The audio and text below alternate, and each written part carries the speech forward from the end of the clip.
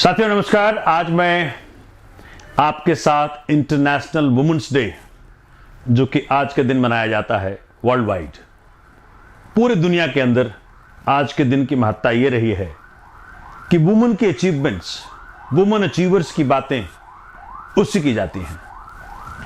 ये दुनिया अभी भी अनइक्वल है, महिलाओं के लिए अलग है, पुरुषों के लिए अलग है, ट्रीटमेंट अलग है, उनके साथ व्यवहार अलग है। ये इस बात को दर्शाता है आज का दिन। साथियों, आज जब मैं आपसे बात कर रहा हूं, मेरे मन में बहुत सारे ख्याल आ रहे हैं। पहला ख्याल ये आ रहा है कि आज के दिन होना क्या चाहिए। एक तो जैसे मैंने कहा कि भाई जो वुमेन अचीवर्स हैं, जो जिंदगी में इतनी कठिनाइयों के बावजूद, इतनी विषम परिस्थितियों के बावजूद, इतने अपोजिशन के बावजूद भी जो आगे उभर के आई हैं, चाहे कल्पना चावला जी हों, चाहे मदर टेरेसा हों, चाहे लता मंगेशकर जी हों, चाहे पीटी उषा जी हों, इनमें सब में अगर इनकी कहानियों में अंदर जाएंगे, चाहे अरुणिमा जी हों, चाहे कोई भी जो भी वुमेन अचीवर रही हैं, उनके जिंदगी में, उनके जिंदगी की जो कहानियां हैं, उसमें एक बात आपको कॉमन मिलेगी कि विषम परिस्थितियां रहीं, बहुत लड़ना पड़ा, अपनों से लड़ना पड़ा, समाज से लड़ना पड़ा, अंदर की, अपने अंदर की खूबसूरती को निखारने के लिए, अपने अंदर की कला को निखारने के लिए, अपने अंदर की टैलेंट को निखारने के लिए मेहनत तो करना पड़ता है, लेकिन साथ साथ में वुमेन, महिलाओं को, लड़कियों को समाज से भी लड़ना पड़ता है, अपनों से लड़ना पड़ता है। मैरिड वुमेन जो है उनको भी लड़ना पड़ता है आज जब घर से बाहर निकलते हैं। तो मैं एक विचार आपके साथ साझा कर रहा हूं कि सबसे पहले हमें जो अपने घर की महिलाएं हैं, बेटी के रूप में हैं, बहन के रूप में हैं, पत्नी के रूप में हैं, मां के रूप में हैं, जिस भी रूप में रिश्तेदार हमारे हैं, जो हमारे जो 3 विंग हमने बताए, बेटी, पत्नी बिल्कुल आपकी जिंदगी का हिस्सा है, बहन अगर मैरिड हो गई तो कहीं और चली गई हैं, मां अगर आपके साथ रहती हैं तो वो आप उनके बारे में, इन सारी महिलाओं को सबसे पहले आप ट्रस्ट करना शुरू करें। आप उनके एबिलिटीज में, उनके टैलेंट में, उनके अंदर की जो विशेषताएं हैं उसमें आप ट्रस्ट करना शुरू करें। आज के दिन ये संकल्प लें, क्योंकि आप ट्रस्ट नहीं करेंगे तो बात बनेगी नहीं। घर वाले, जो सबसे करीब के लोग, अगर वो ट्रस्ट नहीं करेंगे तो उनको और कौन ट्रस्ट करेगा। और ये जो है कि भाई 6 बज गया है, घर क्यों नहीं आए, कभी हमने बेटों को बोला है आज तक कि 6 बज गया तुम घर क्यों नहीं आए? कभी लेडीज ने हस्बैंड्स को बोला है या मां ने अपने बेटों को बोला है कि भाई 6 बज गया तुम घर क्यों नहीं आए? तो मैं समझना चाहता हूं और आपसे शेयर करना चाहता हूं कि भाई हमें अपनी महिलाओं में, अपने घर के देवियों में ट्रस्ट क्यों नहीं है।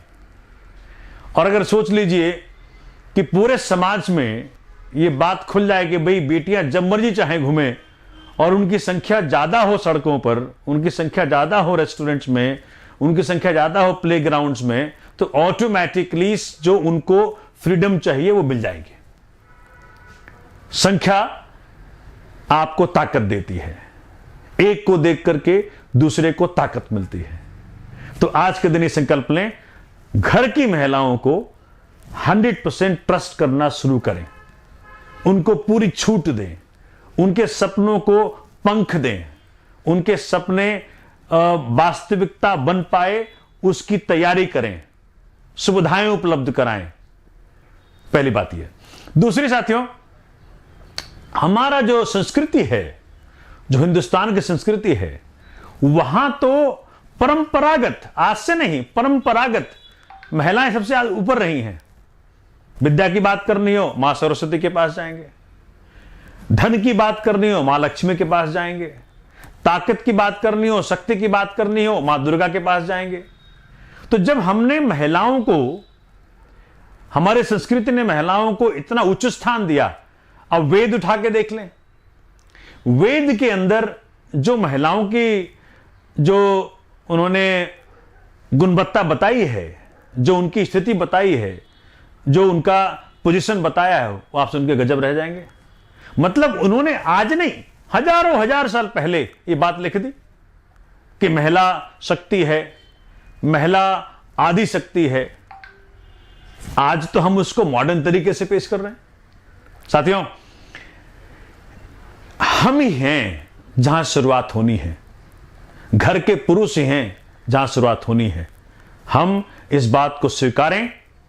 अगर आपकी जिंदगी में रंग है, बेटी अगर घर में ना हो, वाइफ अगर घर में ना हो, तो जिंदगी एक रूखा रूखा लगता है और रस नहीं है जिंदगी में। फिर दुनिया में सुंदरता है, दुनिया में खुशबू है, दुनिया में रंग है, तो उसमें हमारे महिला साथियों का बहुत योगदान है।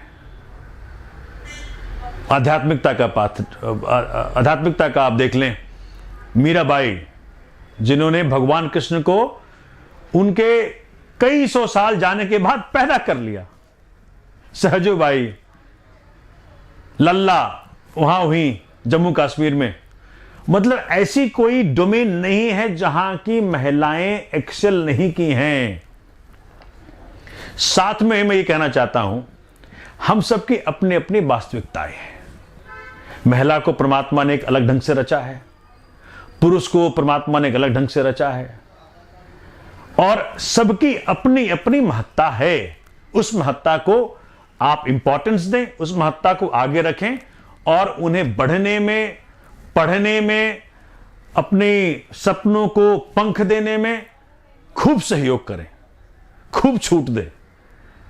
समाज के अंदर अगर महिलाएं सुरक्षित हैं तो अपने कारण नहीं, पुरुषों कारण असुरक्षित हैं। महिलाएं अगर असुरक्षित हैं तो अपने कारण नहीं है। जैसे एक बहुत बड़ी नेता ने हिंदुस्तान के कह दिया था कि भाई क्यों जाती हैं महिलाएं रात को, क्यों ना जाएं, क्यों ना जाएं, आप बताएं। बिल्कुल जाएं और खूब संख्या में जाएं, एक एक करके ना जाएं, खूब जाएं। ये सरकारों का दायित्व है, ये पुलिस का दायित्व है, ये समाज का दायित्व है कि समाज को, शहर को, उस राज्य को, उस देश को सुरक्षित बनाने का दायित्व समाज का है, देश का है, सरकार का है। तो मैं आज के दिन, इस महत्वपूर्ण दिवस के दिन आप महिला साथियों को खास करके बहुत बहुत बधाई, और सारे पुरुष साथियों को आज संकल्प लेना चाहिए कि आपका दायित्व है कि आप महिलाओं पे, अपने घर की महिलाओं पे उसी प्रकार ट्रस्ट करें जिस प्रकार आप घर के पुरुषों पे करते हैं।